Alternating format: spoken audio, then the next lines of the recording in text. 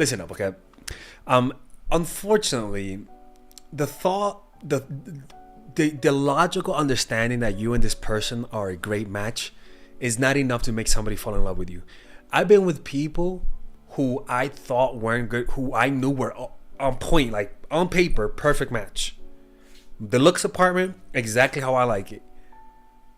But for some reason, when I think of them, there isn't a beautiful hazy image of them, with fucking angels in the background, and they're looking at you, and the camera of your mind is slowly zooming in on their face as they look at you like that, and everything is fuzzy except their eyes. You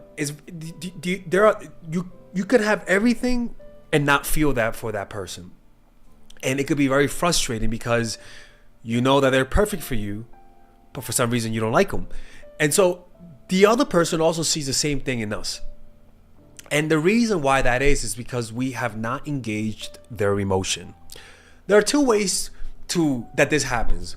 There is the natural way, where you meet someone and your bodies, literally your bodies, are perfect matches. Biologically, neurochemistry, everything is a perfect match, right? But then there is where it happens because of circumstance, and you could perhaps have some influence. For example, a lot of people who go to war and fight in a dangerous situation, they end up becoming really good friends.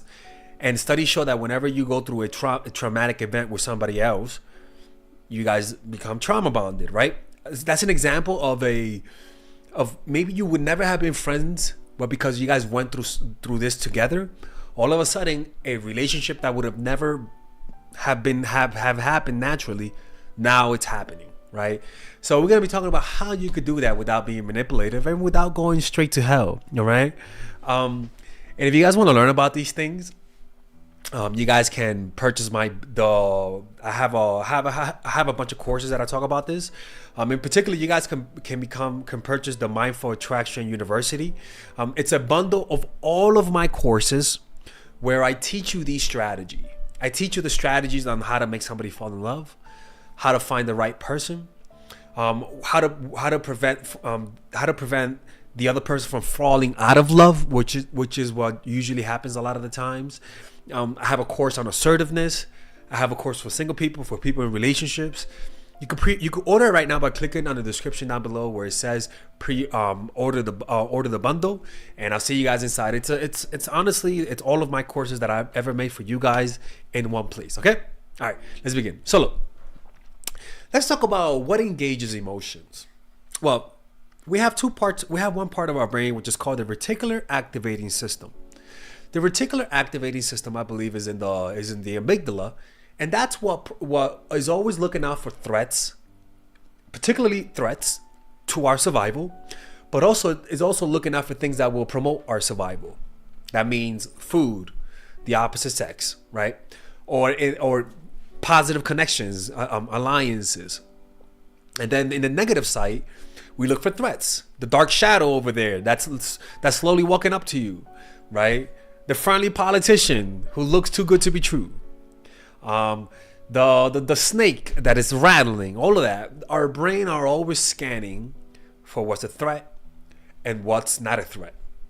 And so when the brain notices that something's threatening it in the environment, it will activate the reticular activating system and release emotions, release hormones, your dopamine, in order to help you remember and repeat the behavior that led to you finding that positive thing. And then cortisol to remind you and ingrain in you everything that led to that event that could threaten your life, right? That part of your brain enhances memories that led to positive things, and also enhances the memory that led to the negative thing. So you'll know exactly where your ass got mugged. But as a guy, also, you'll know exactly where you met a girl that like for example, like I once met a girl at the library. She became my girl. When I became single, I kept going back to that fucking library, right? Because your brain will ingrain the memory of those things. So as we can see, those are the two factors that causes our brains to become engaged in a situation where you might be bored in your room, But if all of a sudden the roof collapsed, all of a sudden your emotions engage, you pay more attention, and all of a sudden you're just more focused. Your adrenaline rushes to your body. So anything that provides value, and anything that will threaten what you already have will engage your emotions. So how do you do that? Well, the first thing is novelty and surprise. Novelty and surprise engages emotions. That means new things will engage your emotions a lot more than older things, in every sense of the way. And also surprise, right? Whenever somebody surprises you, without knowing release emotions without even thinking, right? You just feel new emotions when something surprising happens. You have no control over that. So when it comes to people, unpredictability creates this similar effect. You have no control over people who are unpredictable, and as a result, you are more emotionally engaged in people who are unpredictable, especially people who are not that into you. People who are not that into you naturally will be unpredictable, because when they like you, their behavior is in one direction towards you. When they don't like you, you tend to notice that their behavior goes in your direction, but maybe goes in this direction, and then back in your direction, and you can't predict it. And that unpredictable aspect threatens your self-esteem, because your brain is always trying to understand, always trying to predict things. And the reason why this is the behavior of people who don't like you is because when somebody is in love, you gotta understand the feeling of love is like being on crack, right? And you are their drug. Every time they want to get in contact with you, touch you, see you, connect with you, it's like a hit of crack, right? What's one thing about crackheads that's consistent? Doing crack. A real crackhead doesn't say one day, you know what, I forgot to do crack. Oh, you know what, I'm too busy to do crack. No, it's geared in one direction. But when somebody is healthy, have a healthy state of mind, you don't know when they're gonna do crack. You know, when somebody's not addicted to a drug, the time when they do that drug is not predictable, right? Because they're not addicted to it. So that drug, which is you, is like, what the fuck?